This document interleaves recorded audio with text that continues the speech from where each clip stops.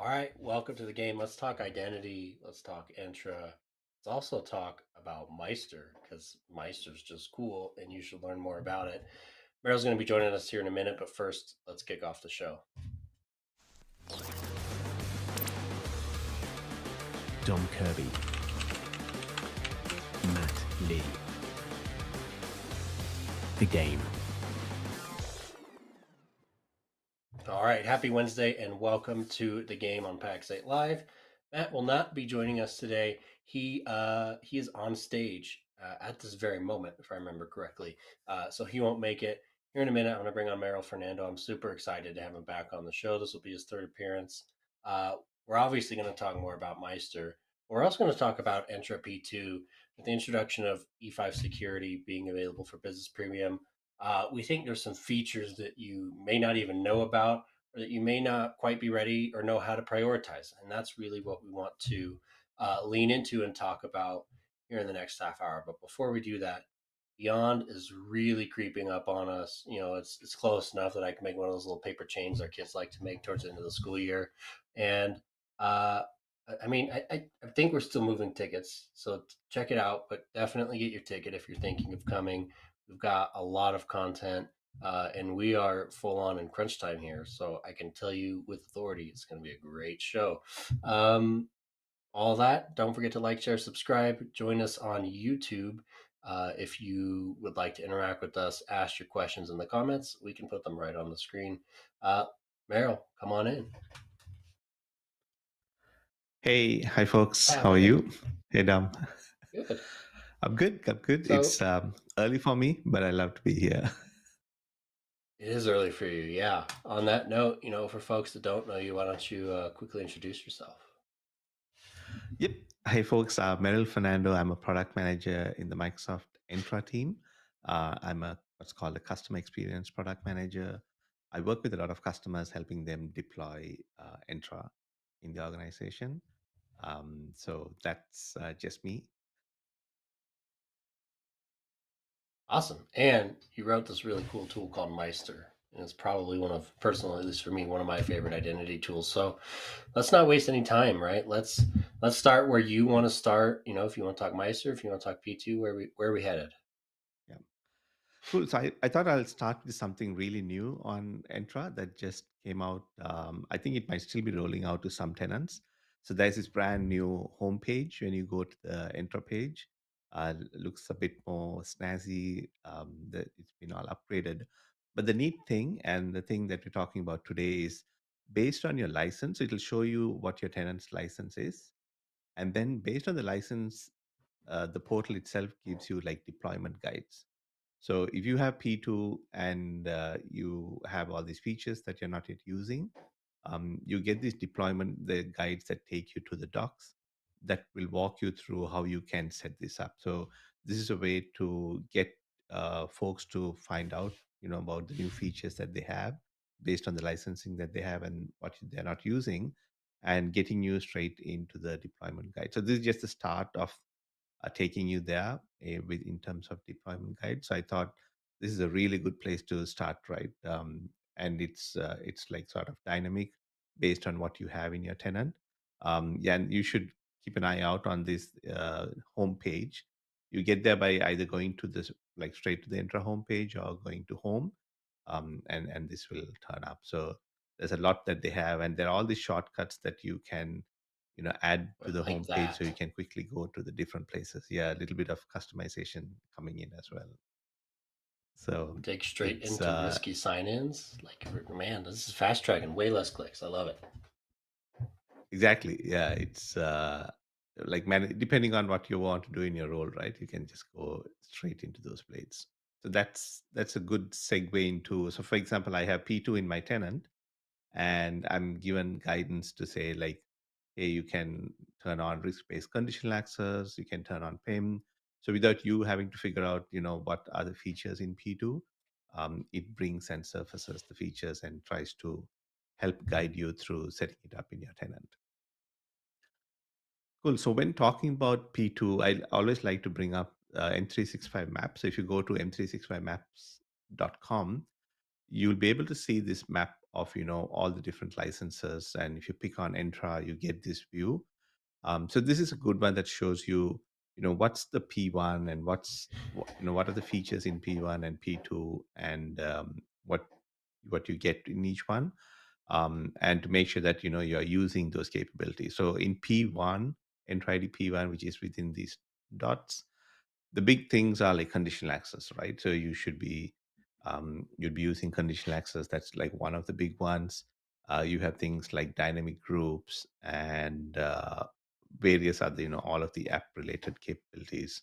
App proxies, something that's not used much, but if you have on-prem side of things, that's a big area. But if you go into P2, now that's where what we're going to spend a lot of time on today. And I like to start off with a hidden feature, which I don't think many people know about in P2. And that's this feature called MFA registration policy. Dom, you used that feature before? You No, looked I into don't it think at some so. point? Yeah, it's something that very few people really like know, and like I forget myself that we do have that, and that it's a P2, because it's always the flashier features that get highlighted all the time. So if you go Yeah, I'm over into here real excited protection, so about risk based, but this seems like a challenge. exactly, right? Yeah. Yeah, but this is a really cool feature. It's such a lifesaver for admins, and yeah, I want to highlight that one. So if we talk about P2, if when you go to the blade on your left hand side, these new things like protection, identity governance, those are things that you get with P2, and you can start using them. So when you go into identity protection, there's this feature called MFA registration policy. Now, this is really useful if you want to get, in your org, some people have MFA, some don't, and it's a bit all over the place. You're coming from, maybe on-prem you didn't enforce MFA, so maybe people have not yet set up MFA. So this is a nice way to just turn on this feature. And what it'll do is, as people sign in, if they don't have MFA set up, it'll guide them through, and they can skip and do other things, but it will try to get them to set up MFA. This, if you have deployed conditional access and you're enforcing MFA, you don't really need it. But this is a way to, like, even without conditional access, maybe you excluded your local network from CA, but you can still get people to register. So this is a way to get your registration of MFA all the way up, whether they use it or not. So it's neat feature to turn on, especially if you are like rolling it out to hundreds of people. You Right. just turn it on, forget it, and then you'll see the count of people with MFA just keep ticking up, and you don't really need to do much here. It doesn't I block could them; also see they can this. skip. Yeah, Oh, and it doesn't block them. So, like, I could also see this being useful for a customer that doesn't have MFA, and jumping straight to CA can be a challenge, right? And then trying to get them to go to exactly. ak.ms// sign in methods, like all that is tough. This just kind Yes. of walks them through Yeah. it, right? Exactly. Yeah. So it doesn't block them. They can skip and go continue. Yet there are some timelines it gives, but yeah, this is an easy way when you have hundreds, like, and even thousands of users in your tenant, you and your MFA registration count is low. This makes sure your MFA registration will always be in the high 90s to 100%, because every time a new user is created, it just starts enforcing them, even if they are not in any policy for CA, that's enforcing MFA. But it gives them the option to skip, so you're not really like blocking anyone from going ahead. So that one was like, it was a P2, and it still is. That's one of like the neatest features that I really like. The next one, which is really easy to roll out, and your users don't really need to do anything, is of course the risk-based conditional access. So this is uh, the way it works is, we at Microsoft tell folks, right, and this is implemented at Microsoft. We don't change our passwords, right? I joined Right. Microsoft like 5 years ago, and I'm still using the same password, right? So it's 5 plus years, same password. But then you'll go like, hey, like, isn't it risky? What if your password is leaked? and Right. someone else knows your password. So the way we and this is something the whole industry, right, from NIST to everyone's recommendation is just don't be forcing users to change passwords. So what we should be doing instead is only make the user change the password when something happens to the identity. Maybe their credentials are leaked, or maybe there's suddenly we see a sign in coming from a different country where they've never been to before, right? So when it looks risky, that particular sign in, that's the time you should prompt them. And if we know maybe we found their password in some password leak, then we can ask them to change the password. So that's the approach that the industry is moving towards. Because imagine all that lost productivity, right? Like every 30, some people do like 90 days, some do 30 days, getting your entire company to change their password, and it's the number one source of help desk calls, right? And like, why go through all that pain when you have now this paid feature with P2 that can help improve the security of your tenant? Well, and not only that, they've studied this, and it turns out if you force someone to change the password all the time, they either just add and remove a one, or if you have password history, I just write it down on my desk, right? So password changes have come out to do more harm than good. Yes, yeah, I know some of the folks I used to work with. They everyone knew each other's password, and the password change didn't affect, because what they did is every quarter they would just put in, like, you know uh, Q1, Q2, or they put in summer, fall. So it's the same password hyphen, and they put the the season, and Oh, so that's everyone knew each terrible. other's passwords, and forcing the change like really didn't do anything, right? And when the attackers see a dumped password, a leaked password, they'll know the pattern when they look at it, and they'll just say, okay, you are in year 24. If you put 24 Jan, they'll just change it to 25 Jan and try things out. So yeah, frequently changing password doesn't really do anything. So risk-based conditional access is really good, and to turn it on is a new feature that I really like. And that is, if you go to setup.cloud.microsoft. So this is again something that's fairly new, and it's a hidden thing. Most people don't really know much about. So if you go to, and we'll share the link, right? So it's easy to remember. It's just setup.cloud.microsoft, and you can set up a lot of things in this flow. From it goes to the M365 admin center. There are so many different capabilities. Like when I'm setting up a tenant for someone, like someone comes, one of my relatives wanted to set up. He had just got a new M365 tenant, and I just use this to configure Sure. everything from Exchange to Entra, and so on. There's this new thing here called deploying conditional access, and it's like advanced conditional access deployment. And this is such a no-brainer here, where you can select, the type of policy. The one I prefer is zero trust. And when you hit next, it gives you a whole bunch of CA policies that are ready made and like ready to go and deploy. So to set up risk-based conditional access, you can just tick these two, turn it on in report only, hit next, and it just deploys it. Like, it's so simple. You don't need to go create a new CA policy or even use the template that's there.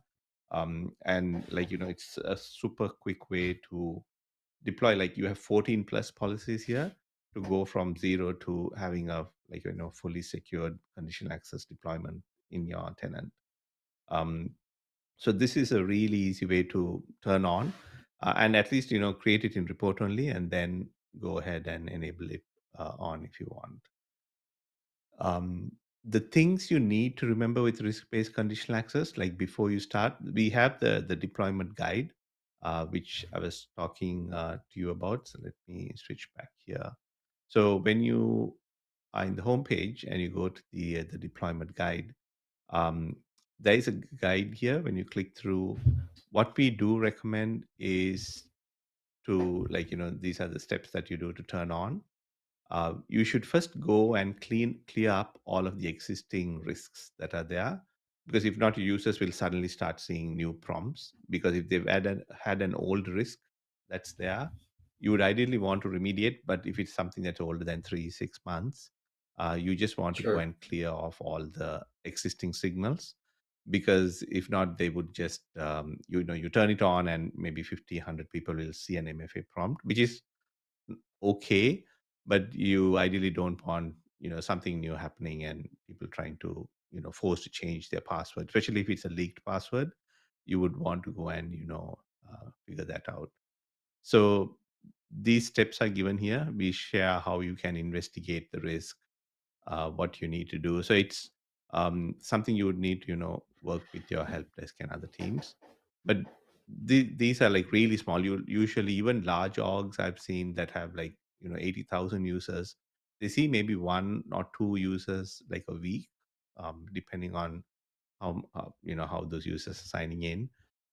They'll see them, especially with high. So we first ask you, just do high. When the risk is high, we know it's like really compromised sign-ins Right. or a compromised account. Just focus on high for the beginning. Don't worry about low, medium, and things like that. Just do the like start with the basics. That gives you that protection of password leak. So high is usually associated with the password being leaked. So we know this person's username and password was found somewhere, and because your passwords all at least the hash is synced, we can match the hash against the leaked password. We hash it again and we compare, and we know that this is definitely this user's password. So someone already knows, at least one or more people know this user's username and password. So that when you see something as high, it's definitely like a compromised account. And what you would then do is go, force them to change the password. And the risk-based conditional access takes care of all of that. It makes the user go through, reset the password, which invalidates all of the other sign-ins. So even if an attacker was signed in with the password, they just get kicked out. And without your SOC team or anyone having to do any work, it's just an auto healing sort of fixing thing and improving the security of your tenant. And that's like the number one, like the easiest thing to roll out, Well, because yeah, go ahead. we've had a lot of conversations too, just about the amount of telemetry that Microsoft as a security organization has. Just the number of events that Microsoft sees means that the data that you can use to build heuristics and indicators on is it's huge, like massive. Yeah, So being able to use risk-based conditional access to say, hey, let me take advantage of this telemetry in a measured way, right? And you guys have done all the work to break down. This is what high risk, high danger looks like. This is something that's concerning, but not as like it's just way easier to understand at the sort of system administrator, IAM architect level. exactly. And we've kept it very simple, right? Like it's just high, medium, low. Like lots of people go into lot more details and learn about specific risks and so on. It's been simplified a lot, so you don't really need to think and try to figure those out. And it just becomes so complex, right? And you just let Microsoft decide what's high. And where high means the signal to noise is really high, like there's less noise, and we know those are risky compromised accounts. So this is like a no brainer, easy feature. And then you are just basically using all of uh, P2 capabilities across your organization once you turn it on. And it's like the savings from support desk, getting people to change their passwords, all of those Yeah. advantages. And I've worked with like really large orgs that have turned it off, even once with lots of regulation and so on. People always bring up the whole credit card, and being the auditors wanting you to change your password. But that's mostly for people who are handling credit cards as their day job, which is not everyone, right? So you don't really need everyone to change their password for that. You move away from changing passwords, and then as a mitigation, you turn this on, and like users love it, admins love it. The help desk gets way less calls about password Right. resets, and you're more secure, right? So this is so much, like for me, this is the one feature. If you got P2, you have to turn on. So much winning, like so much like you improve the security, improve the user experience, and all of that, right? You don't need to get people doing MFA all the time, and it saves you money because your users will be doing the actual work they're paid to do, then spend their Right, not time just on changing calling passwords. help desk. Yeah, changing passwords. Yeah, if you just like if you calculate by the number of employees you have, and if it's every 90 days, that's a good chunk of productivity that's just lost with the changing of passwords.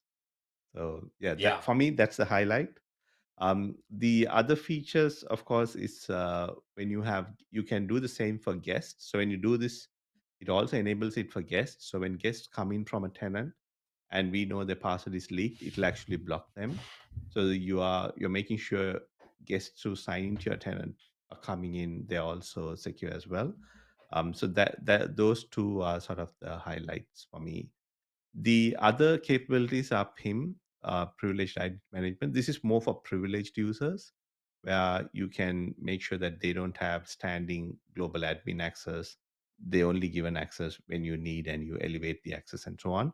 This is a smaller cohort, but a very important one. This is more for the high level privileged users, right? And that's There's a feature that, also yeah, when we look at PIM, I've seen some creative and advised on some creative deployments of it because you can use PIM to build a workflow to add someone to any group, right? So I've seen it done for international traveler policies that lighten geographic restrictions. I've seen it used for, um, obviously privileged roles like different levels of access to Azure. yeah, So there's yeah. there's a lot of flexibility. It's great for partners to move into GDAP roles on demand. So there's a lot you can do and get that just in time access. Yes, yeah, absolutely. So PIM does the just-in-time access, and you can combine that with entitlement management and access packages, so they get added to those groups. And then access reviews are the ones that are really good because you end up with people creating so many M365 groups, and some are high prior high like HR data and so on, and sometimes people have access to the HR data even after they leave. Like no one's Right, cleaning up and removing the access. When they leave, in the sense they change roles, they move from HR to finance, but they still have access to the HR information, which they shouldn't, or the other way, right? They move from finance to HR, and then still have access to information which they shouldn't have. So things like access reviews make sure that the group owner knows who is having access. You can set it up to run every quarterly, and there is like machine learning and things there as well. So it'll actually tell you this is the recommendation. Maybe the user has not even accessed that group for like 3 months. Just remove them, and you can get those things done. So these are very powerful, and for me, those are. But they do take some time to deploy, train users sure, on yeah, it, and PIM is the other one. If there's like one message I would share is the risk based. If you're like completely new to Entra IDP2, just start there, turn it on.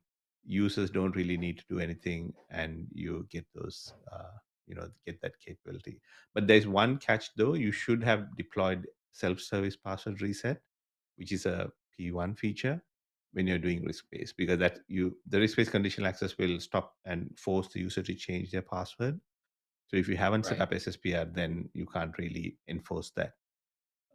So you would want to first set that up and then do the risk base if you haven't already. Well, and Cool. it's so simple for a massive gain, right? There's it's a brave new world, and we need dynamic Yes. security rules. So I think that in and of itself is probably worth. I love the user risk features. It's probably worth its weight in gold to move to P2, just to get that, especially if you have a lot of users. Exactly. Yeah. You get the best of that. All right. So how do I make sure I Cool. build all these really great configs? How do I make sure that my configs are what I told them to be? Yes, exactly. And that brings us to Maester. So this is an open source tool that I built. We have a community building a lot of these. This is a sneak preview into something that's going to come, version 1.1 that we're working on.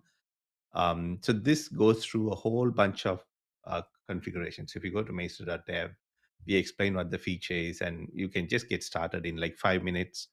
run an assessment on your tenant and see what the issues are, and then you can set it up to monitor your tenant, right? So as the future evolves, I'm seeing more and more, users going and admins making changes to their tenant.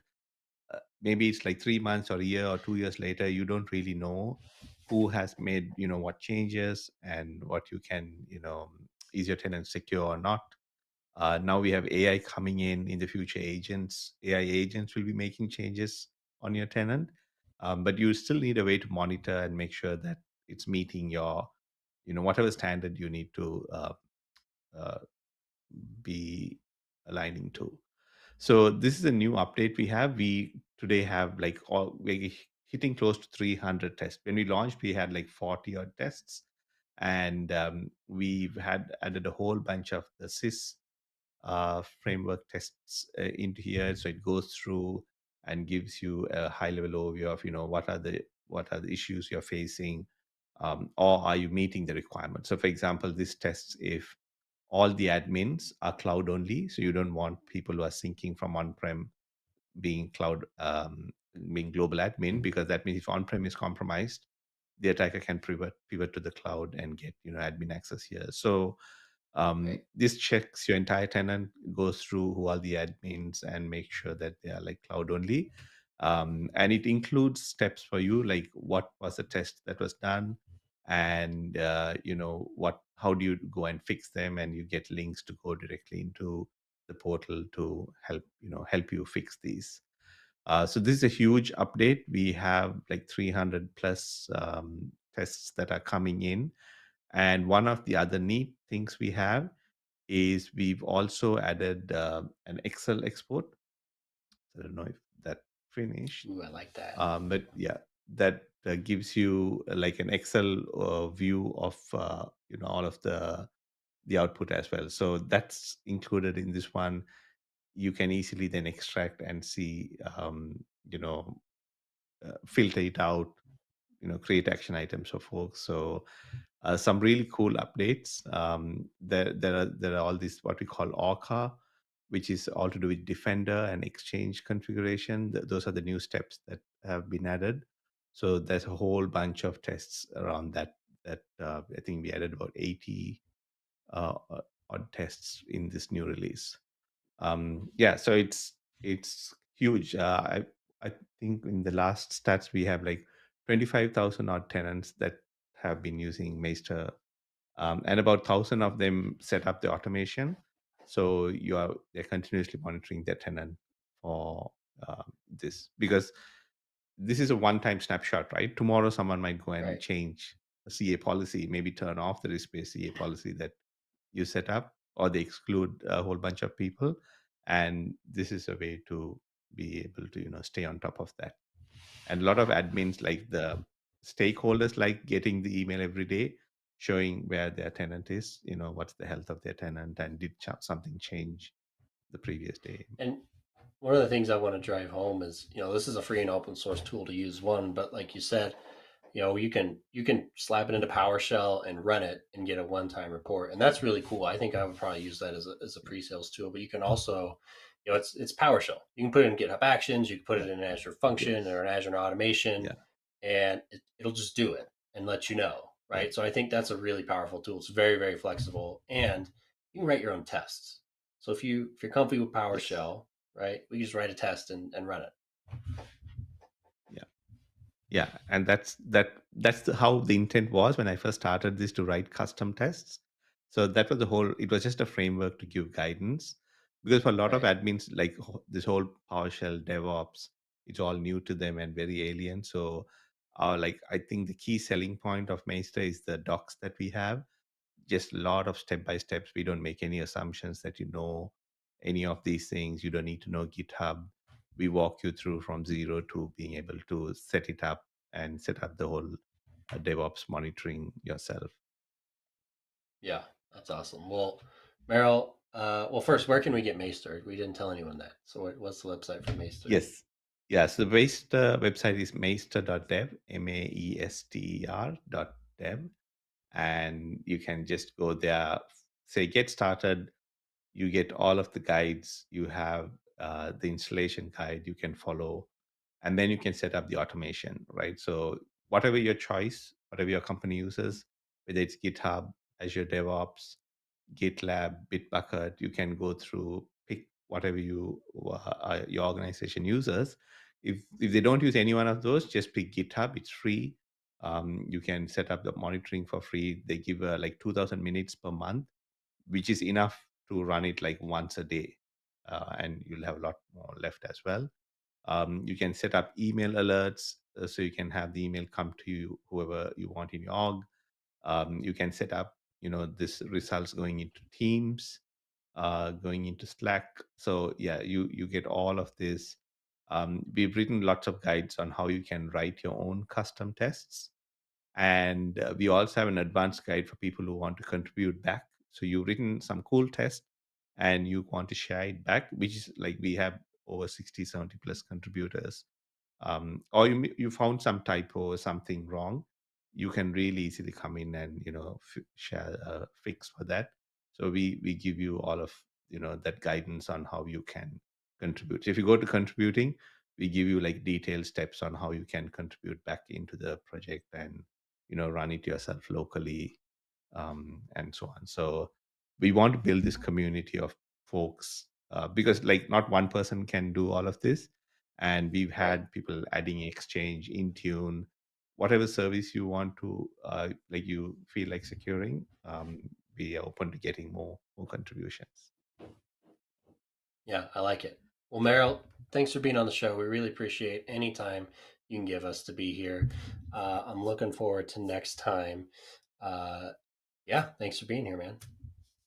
Thanks so much. Yeah, this is like my third time here, and it's always a lot of fun, a lot of great folks, and a lot of comments after that following up from this. So, looking forward to all the conversations.